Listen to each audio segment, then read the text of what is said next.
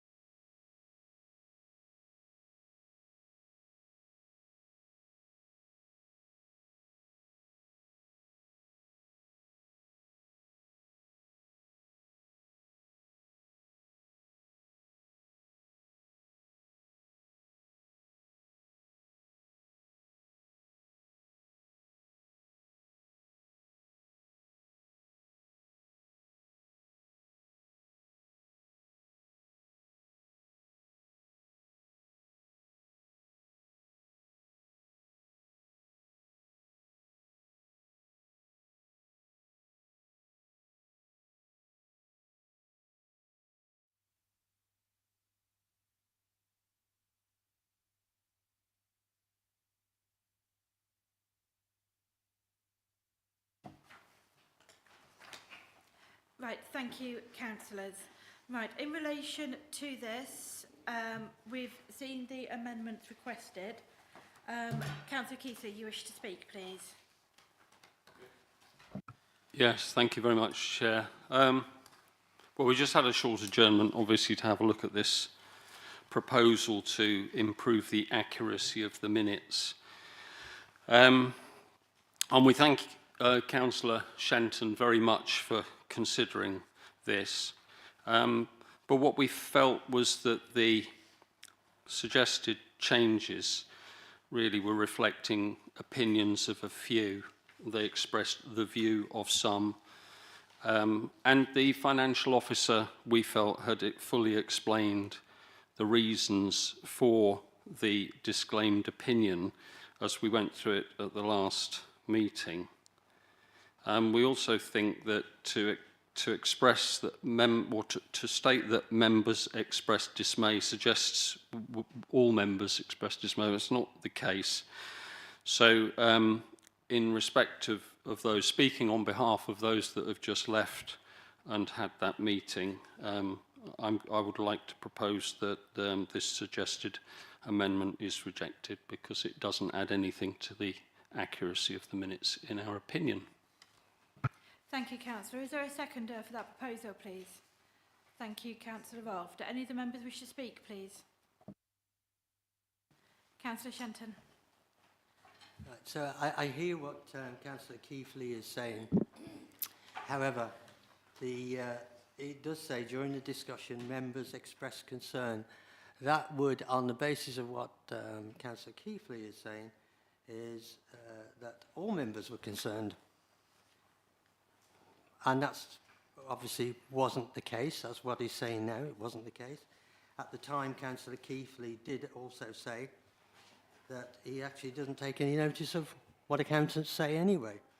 So why this would concern you, Councillor Keithley, beats me. I'm quoting, paraphrasing what you said, and it's there for the record. I think the amendment should stand. Mr Boyle, would you like to add any comments at this stage? Yes, thank you, Chair. I've been through this amendment with Councillor Shenton, and there are some words in there that I would want to see changed, because they're rather sort of provocative in the way they present what was presented by a couple of individuals at the last meeting. But as it was said earlier on, these minutes are not there to reproduce verbatim what was discussed. Now, I have discussed some wording changes, which I'm happy to go over. Yes, if you wish to, please do. Thank you. On the second line down, there's reference to financial statements being unreliable. I wouldn't suggest that that would be correct whatsoever. I could say, I could live with could not be verified, because that's what the auditors were there to do. In the sentence that follows that, the sole reference to SDC's financial accounts makes it sound as though there's a unique problem with SDC's accounts, which there isn't. It's a national problem. There's many hundreds of accounts that are still unverified. So if that sentence could be have greater clarity that it's not just an SDC issue. In the following paragraph, there is a sentence that refers to, without the verified opening balances, the council's financial position and solvency could not be adequately ascertained. I'm not happy at all with solvency. I'm here as a Section 151 officer to ensure this authority is completely solvent, and it is, so that word is incorrect. And again, there's the final sentence, there is the word unreliable, and I would happy for that to be changed to could not be verified. So there's a few amendments. It changes the emphasis on the paragraphs. Thank you, Mr Ball.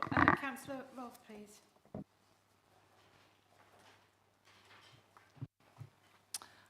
Yes, thank you. Well, I thought we had a proposal and a seconder. In my opinion, I think there are quite a few amendments there that we'd all have to look at individually. I mean, we could be here for quite some time. I rest my case and leave it with the chair. Thank you. Thank you, Councillor Rolfe. Councillor Fradgley, please.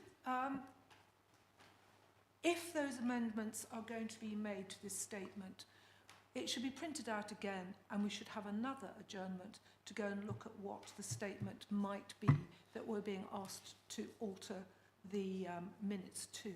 I'm not prepared to actually go anywhere without having it in writing in front of me. Councillor, is that the general consensus? Would you like to have this reprinted out for the amendments?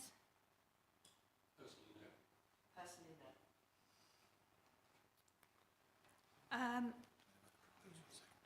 We have had a proposal and a seconder. We can put this to the vote.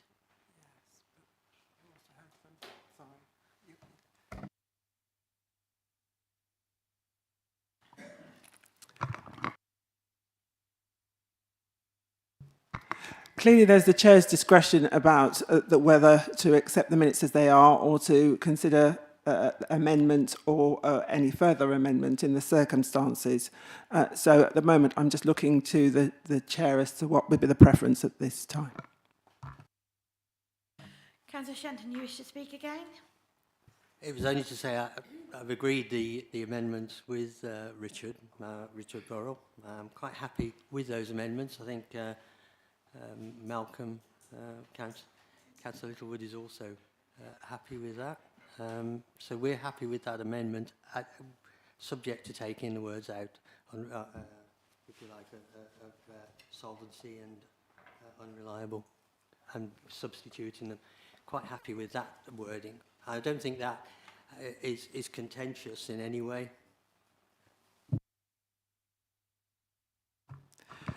Thank you, Chair. I'm just trying to make sure that we're all on the same page as to our understanding thus far. So the issue is about the accuracy of the minutes.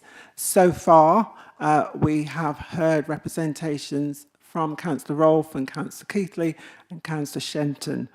There was also an officer representation from our Section 151, Mr. Burrell. Now, the situation that we now find ourselves in is that it would appear that Councillor Shenton has had a conversation with Mr. Burrell and, in theory, have some amended words which have been discussed and, in theory, agreed between themselves, but not by you as the deciding committee. So there is still a question that needs to be decided. Do you allow a further adjournment as chair for another 5 or 10 minutes whilst the updated amendment is circulated to you all for consideration, and then it's put to a decision as to whether or not you go to the original minutes as they are or the amended minutes? Thank you, Monitoring Officer. Yes, if we could have that amendment printed out with the new wording to be issued to all councillors. We will take another 5-minute amendment, adjournment, beg your pardon, to consider the new amendment. Thank you. Meeting adjourned for 5 to 10 minutes.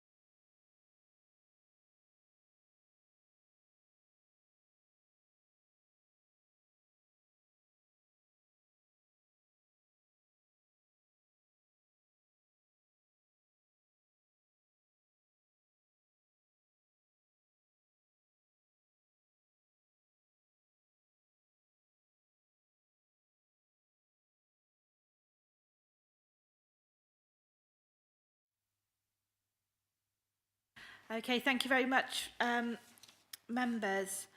Right, the procedure will be, we will vote on the amendment, whether you want the amendment or the original minutes will be the question. You've all seen the new amendment with the new wording. So it's a case of now we have a proposer and we have a seconder. Councillor Keithley.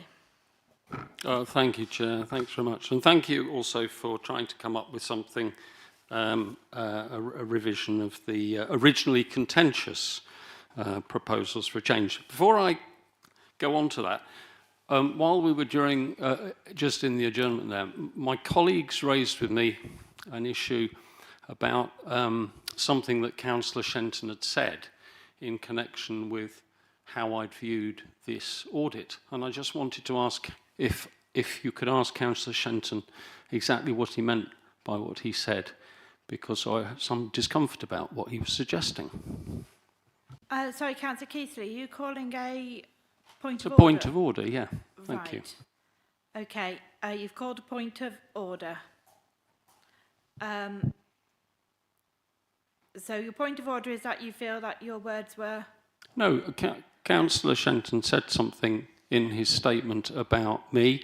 I didn't pick up exactly what it was, but I think he suggested that I had perhaps not dealt with the audit in the way in which he'd have expected me to. I can't remember what he said exactly. I'm sure it's on the recording, but I'd like you just to deal with it now, please. Okay, thank you, Councillor Keithley. Wish a point of clarification. A point of clarification has been raised. Councillor Shenton, can I ask you to clarify your wording, please? Of course, Chair. Quite happy to. At the last meeting, you said in answer to, if you like, the challenges we were making on the accounts, you said in your previous, and I won't name the company you were at because you named the company, it's on record, you said that at your previous company, you actually took no notice of what the accountants said.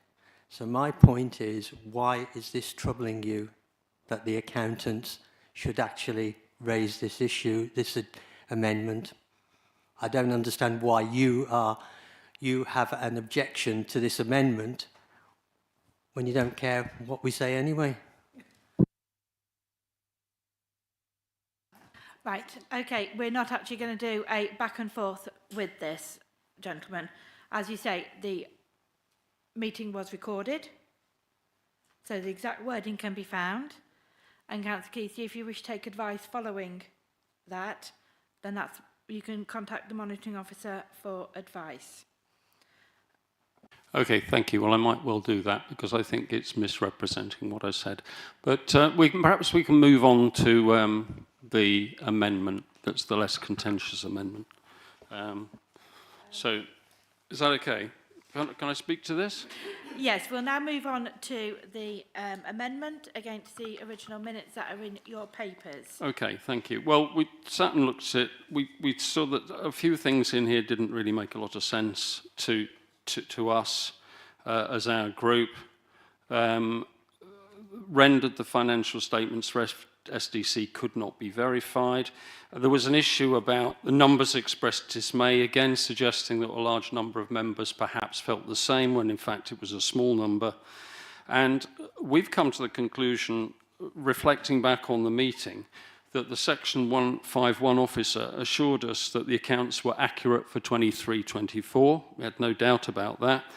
But there were some issues regarding some previous balances, and we understand that steps were in hand to verify those opening balances by revaluation and other analysis. So it is our view that the original set of minutes are perfectly accurate enough to represent what was discussed at the meeting. Thank you. Thank you, Councillor Keithley. I have a seconder, I have a proposer, I have a seconder. Do any of the members wish to speak, please? Then I will go to the vote. Councillors, all in favour of the original minutes as they are in the paper? In favour, please raise your hands.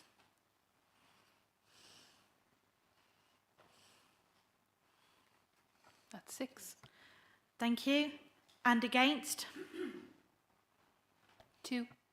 And abstain? 1. Thank you very much. It's carried. The original minutes are carried.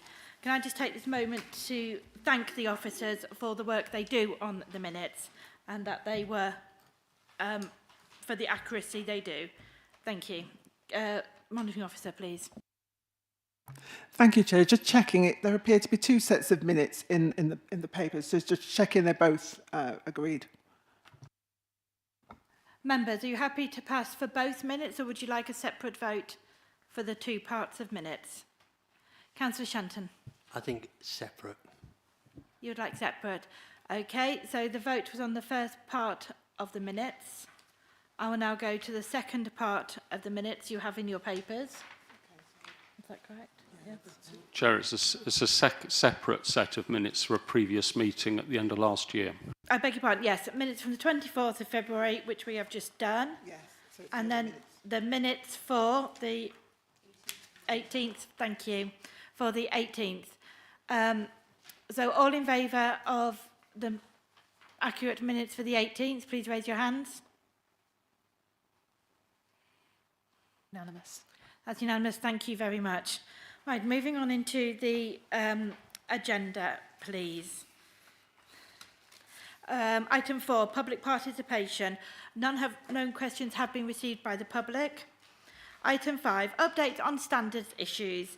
Could I please invite Marcia Eccleston, the monitoring officer, to present her report? Thank you.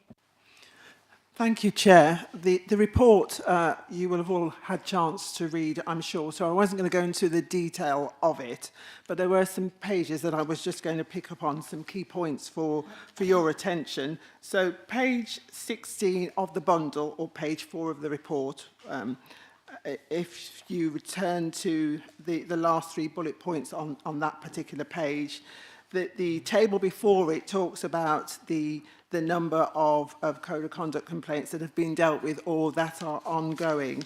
But I'm referring to the 3 bullet points below because that's rather key at the moment. In particular, on page 16, is to note that 14 of the code of conduct complaints related to one single parish, but they have all now been dealt with or are in the process of being finalised, in the sense that there's a discussion to be had with the parish about the recommendations, because 5 of them were upheld concerning the parish councillors there.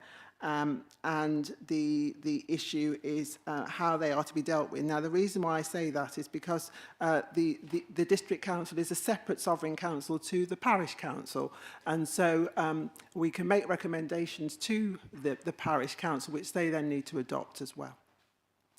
So no doubt there'll be a further update thereafter once that's been decided upon. Then that takes me to the second bullet point that you can see there, that there's been a great amount of work being done with WALC, as well as the Member Development Working Group, as well as the parish councils and district councils, pushing the Respect and Civility Pledge to obviously raise the profile of standards for all members, be that at the district or at the parish council level.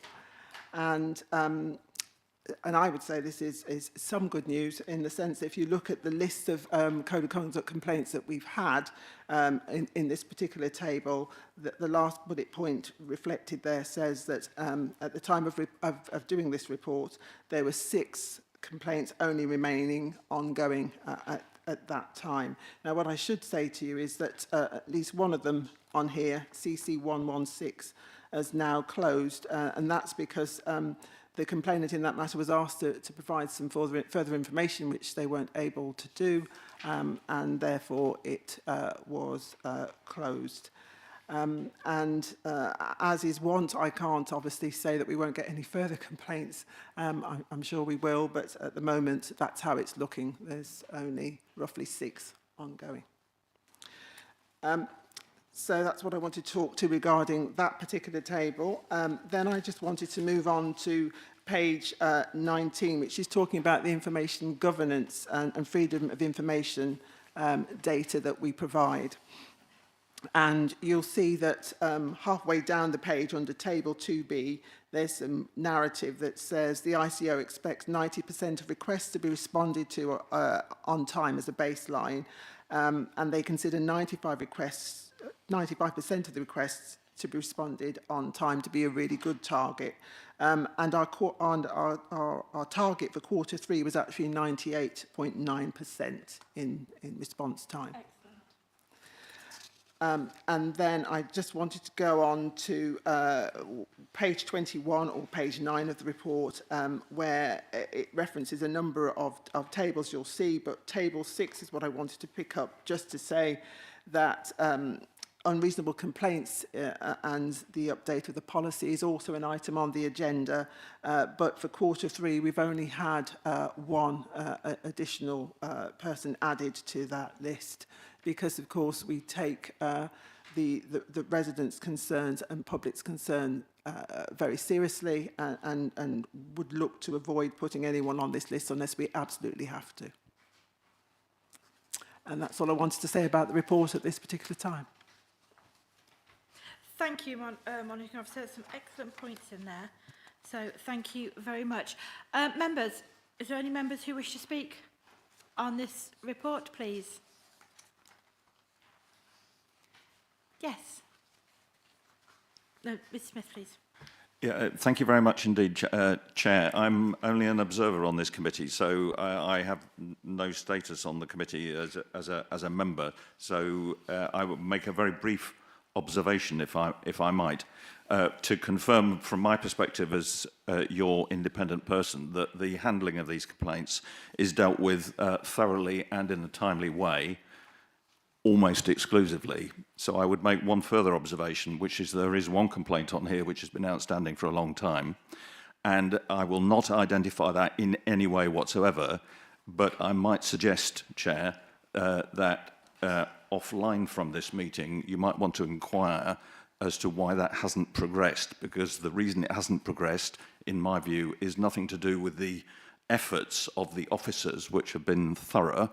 It's to do with other matters, and I think, if I might suggest, some weight might be applied to trying to resolve that outstanding complaint.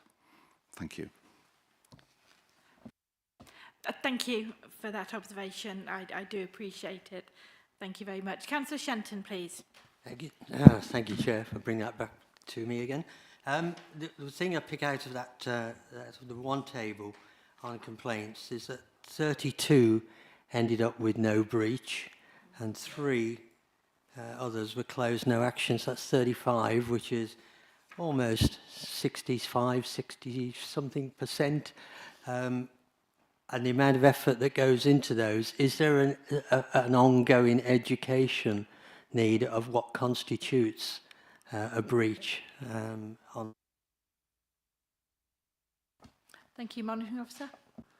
Thank you, Chair, and thank you, Councillor Shenton. And that goes back to, I suppose, one of the bullet points I referenced in sense of that there's an awful lot of work now happening with WALC and also the Member Development Working Group, as well as the parish councils to try and drive home some of that training that we are putting on.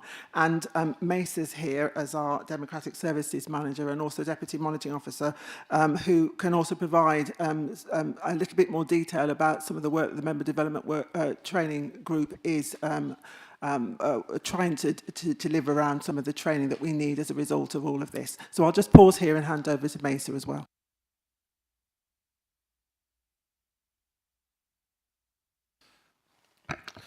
Thank you, Marcia. Thank you, Chair. Just to confirm, the MDWG, or Member Development Working Group, have been working tirelessly to try and provide all sorts of training for members, but especially standards training. And we did 2 parts of standards training this year. One was audit, and then the other one was just normal standards issues that would come up throughout the year. So we will be doing that again for the coming municipal year. Thank you, Chair. Okay, are there any more members who wish to speak on this, please? No? Right, then we have been asked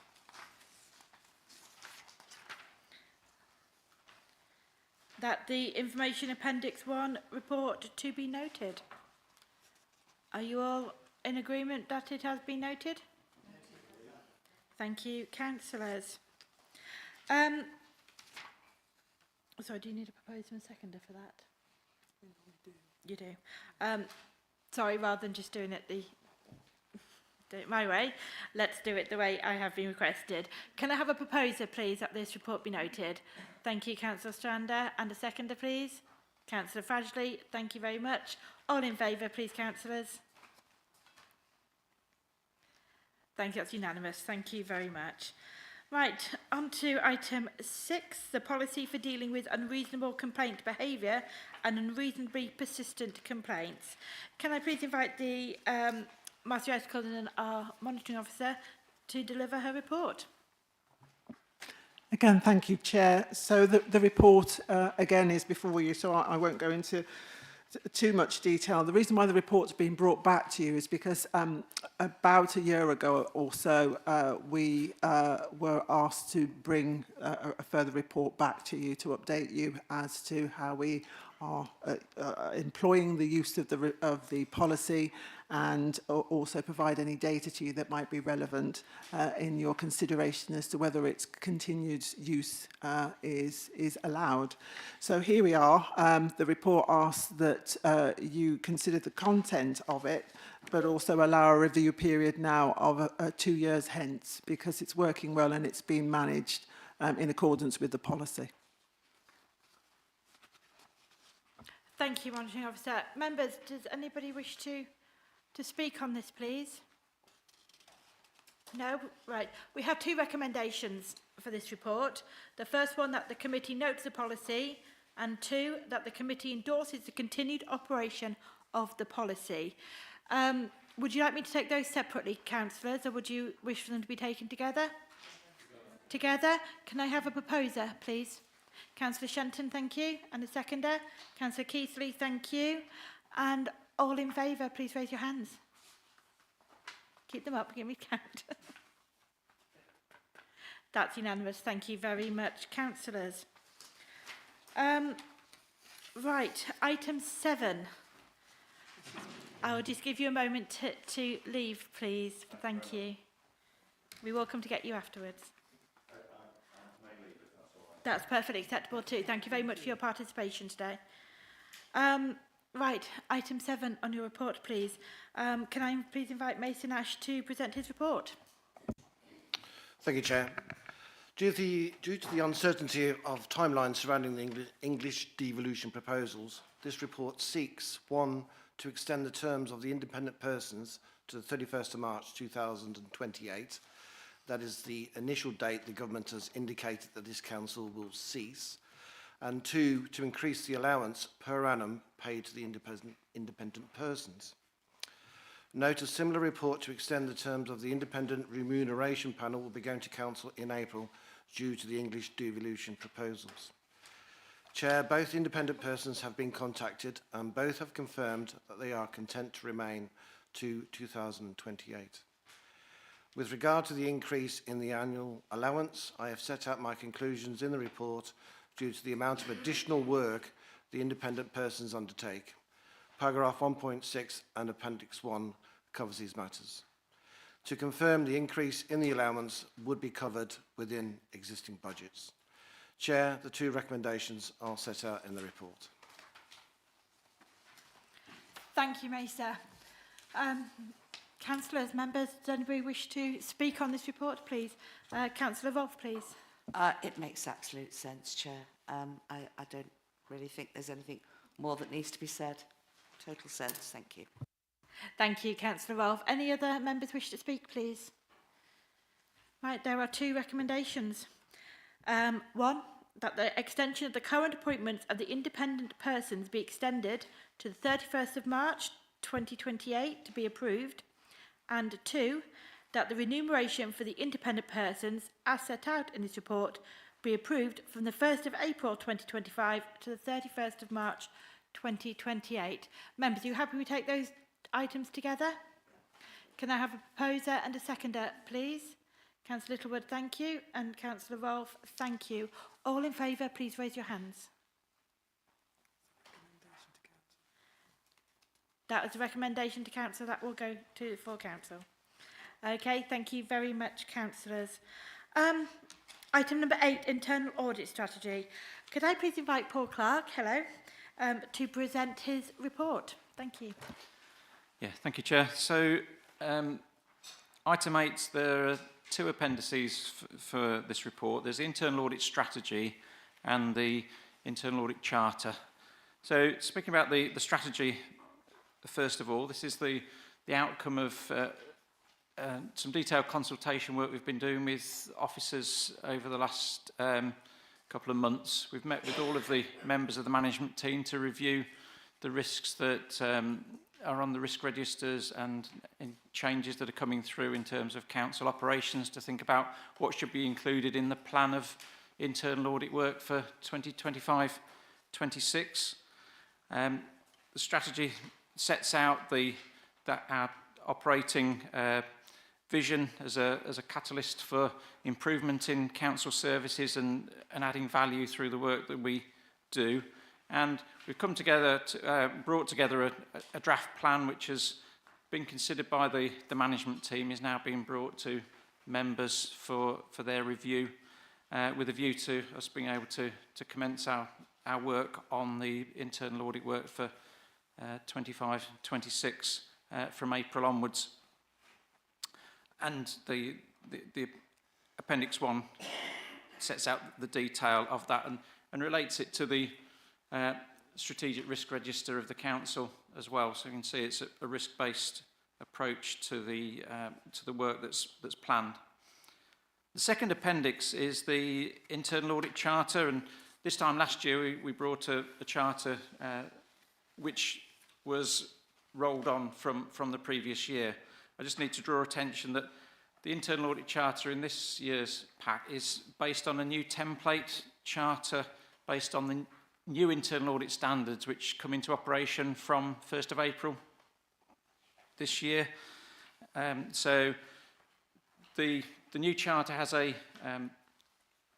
requirement to include a mandate section, so that's been brought in, and the mandate for internal audit is the Accounts and Audit Regulations 2015. So there's no change in what the mandate is, but the new standards have required that that section should be part of the charter.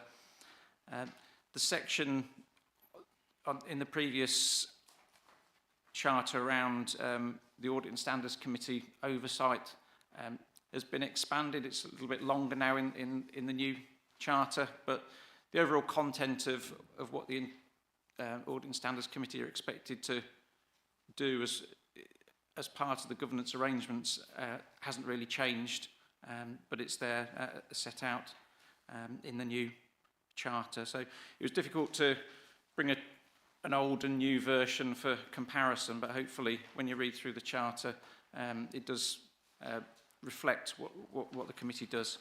So I'm happy to take questions on the papers. Thank you. Thank you, Mr. Clark. Members, do any of you have any questions, please, or comments you'd wish to make? Councillor Shenton, please. Thank you, Chair. Just to highlight a couple of things in here, page 49, which I highlighted at county, Paul will know, and the highlight again here is that a lot of people think that internal audit is our first line of defence. In actual fact, it's our third line of defence. The other controls and management are the first and second lines, so the third line of defence, and that they're not, that their approach is not designed to identify potential frauds. Again, a bit of a something that a lot of people think that internal audit will pick up all frauds. That's not the case. The other thing I wanted to just raise or just bring up was in the charter, if I can find it. is the objectivity, which is on page 76. And it is a question. It says if the chief audit or executive, Paul, determines the objectivity may be impaired or in fact or appearance, the details of the impairment will be disclosed to appropriate parties. And again, I'd just ask, does the appropriate parties include this committee? Yes, please go ahead. Thank you. Yes, that's certainly note your comment around the third line of defence. Hopefully that diagram just provides some clarity around the governance arrangements. In relation to objectivity, if there was any impairment of that, then I'd expect to be having conversation with the Section 151 officer and the management team, but would also bring that certainly in first instance to the chair of the committee and to the broader committee as necessary. Thank you, Mr. Clown. Are there any other questions, points of clarification? Right. Then we have... Oh, I beg your pardon, sorry. Thank you, Chair. Sorry, I was a bit slow at putting my hand up. I'd like to refer to Annex 1, page 57 of the pack. When we're looking at... Oh, sorry, I beg your pardon. Page 59, of the pack. Item 8, impact or cyber threat. The net risk score is 9 for this, yet the summary of past internal audit coverage is moderate. We've heard, of course, the audit is not there to solve problems, but I would have hoped for a higher score than moderate, considering the severity. Is there a reason for that, or resources, or what? Open question. Thank you, Councillor. Mr. Clark, please. If you're able to, that is, of course. Yes, well, Section 151 officer might be able to comment on that. I mean, as you'll see, we've included another audit in next year, and we do intend to carry out audits on an annual basis to review the risks, and there are ongoing risks around cyber which change, so it's difficult to get a high level of assurance, but I don't know whether Section 151's got any further comment on that. Mr. Ball? Yes, thank you, Chair. The query regarding the score of 9 is the likelihood against the impact. So we're constantly under attack as an authority, as most websites are. I'm not sure if you're aware, but we have over 1,200 attacks on our website every week that are defended. So the threat is certainly there, and if that threat was successful, then there would be significant consequences to it. The moderate score to which you referred to on the last audit, the cyber security used to be a 3-year audit, and in the last couple of years they've accelerated that to be an annual audit now because of the concerns surrounding cyber security, and as such they've increased the requirements and what they would like to see in place. We aren't in a position to implement absolutely everything because we wouldn't have any money left to do anything else in the council. So it is a balance between doing what needs to be done and meeting that with the resources that we have available. So I think that probably answers both aspects of that question. Thank you. Do you have a follow-up question, Councillor? No, I don't. Just to thank both officers for their clarity, but to emphasise the fact that probably the most impactful threat that we have is cyber security. Agreeing with the 151 officer. Thank you for that. Councillor Wolfe, please. Yes, well, page 58, recruitment and retention of staff. So in the past it's been substantial and the risk factor is 12. Could you put a little emphasis around that, please? Seems a very high risk when last time it was substantial. Yeah, just to sort of clarify what that table's setting out. It sets out on the left-hand side what the what the risk is in the council's risk register. The net risk score is the score that the council is scoring that risk at the moment in the risk management process. So what the table's trying to do is to show that those are the risks that have been identified, and then reflected on the right-hand side of the table, work that we've built into our plan to reflect the need to see that those risks are being managed. So the score of 12 wouldn't really be something I can comment on. It would be from the officers. Thank you for that. Obviously, Councillor Roth, we don't have a member from the Employment and HR Department here. If you'd like a further question, I can arrange that to be provided for you. You're happy with that? Thank you very much. Councillors, any other comments, please? No? Okay, then. Oh, I beg your pardon. Yes, Mr. Boyle, please. Could I just ask some clarity on page 79 as to what needs to be approved today? Because we've got approved by the Audit and Standards Committee, and there's some other acknowledgements and signatures. Is that the subsequent signatures? Is that for another day, or?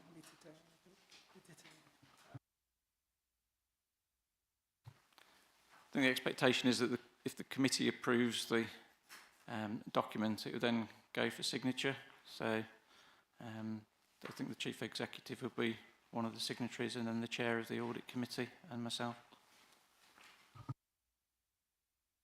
Okay, thank you. Monitoring Officer, please.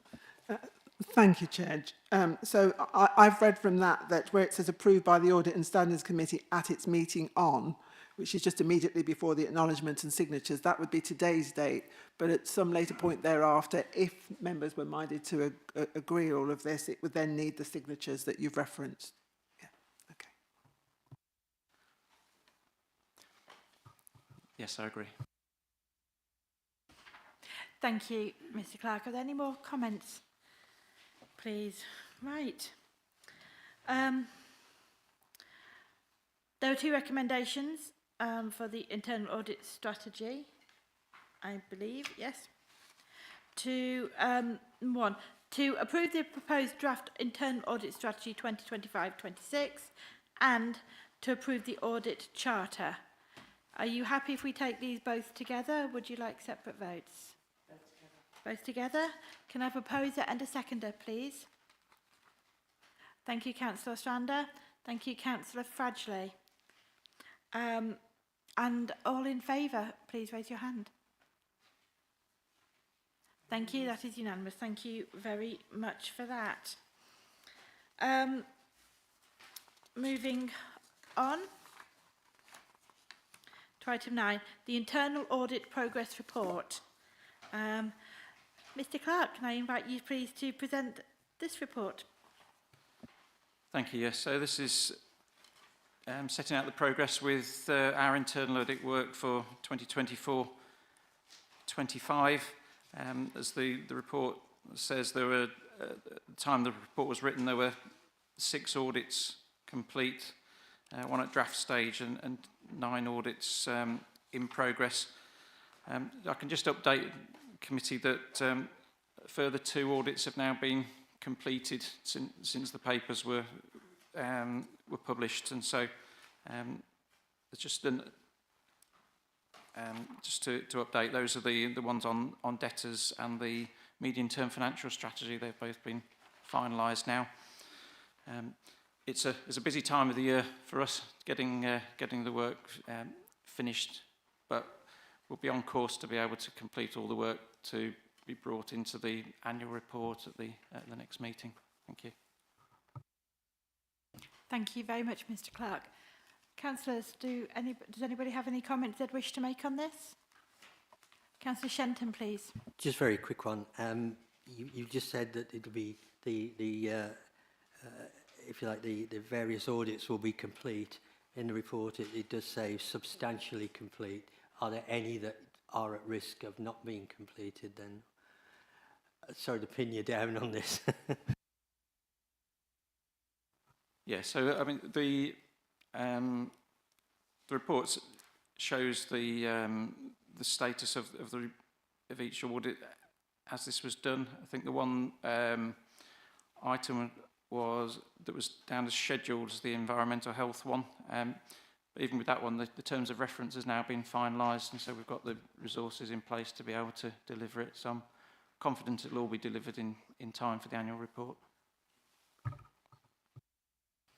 Thank you for that. Any other members wish to speak, please? Right, we have a recommendation that the progress report be noted. Could I have a proposer for that, please? Councillor Rolfe, thank you. And a seconder, please. Thank you, Councillor Hench-Seraphin. And all in favour, please? That is unanimous. The vote it has been noted. Thank you very much. Item 10, Accounting Policies Report 2024 to 25. Could I please invite Richard Ball, Section 151 Officer, to present this report? Thank you, Chair. Yes, this report explains the accounting policies in Appendix 1 that will be used in the preparation of the 24-25 annual accounts. It's considered good practice to bring these policies to this committee, as we did with the 23-24 statement in a previous meeting. The policies are contained within Appendix 1, and we're looking for the authority, this committee to approve the policies contained. Thank you. Thank you, Mr. Bowell. Councillors, do you have any comments to make on this report, please? Councillor Shenton, please. Just one very quick one, just confirmation. Operating leases, obviously IFRS 16 comes in, as we both know, which is challenging to say the least. Does this report reflect IFRS 16? IFRS 16, should I say? Sorry, can we just have some clarification for the non-accounting members here on what that actually is, please, Mr. Bowell? There's a new requirement to publish information regarding to leases that are contained within certain contracts. To explain it in a simple manner, if our refuse contract, the contractor had supplied the refuse vehicles, which they don't, you could say there's an embedded lease within that contract, and you have to declare that within your statement. Some private companies have concealed investments through contracting works in that should otherwise be put on the balance sheet as a liability. Whether I've explained that sufficiently, I don't know. So there's not many people nodding, so probably not. Councillor Shenton. Just to follow up on that, I know it's a difficult one, which was why I was trying to phrase it as a yes-no. But one of the other issues, obviously, with it is that the balance sheet is going to look could look materially different unless we we're able to take the exemptions that are offered under IFRS 16. Bearing in mind that it could look materially different, I'm guessing we aren't going to restate the previous year's accounts. So will there be some narrative to explain if you like, the movement in the asset base and the leases themselves, to explain what the implication is? Because obviously this committee could struggle with it, as I couldn't have defined it any better than you have. It is a messy IFRS, but it's when we get to that point when we sign off accounts, it's that understanding. Will you be putting the narrative around it? We will include a narrative in there. We're still undertaking work now to ascertain exactly what needs to go into that statement. I don't think it's going to affect this authority hugely, because we don't have many large contracts that will have embedded leases in there or other leased items that need to be included. So I don't think it'll be overly onerous for us to fully explain what has changed or been declared that relates to that FRS. You have a follow-up, Councillor Shenton. Just to clarify, this includes operating leases though as well, doesn't it? Yeah. Okay, thank you. Councillors, any other councillor wish to make a comment or point of clarification here? Okay. The recommendation that the accounting policies be used to complete the 2024-25 Statement of Accounts be approved. Can I have a proposer, please? Councillor Keithley, thank you. And a seconder, please. Councillor Hinch-Serafin, thank you very much. All in favour, please raise your hands. That is unanimous. Thank you very much, councillors. Item 11 on the report, councillor questions. I haven't received any. So item 12, urgent business. We don't have any urgent business to discuss today. There being no further business today, I declare the Audit and Standards meeting closed. Thank you. Thank you.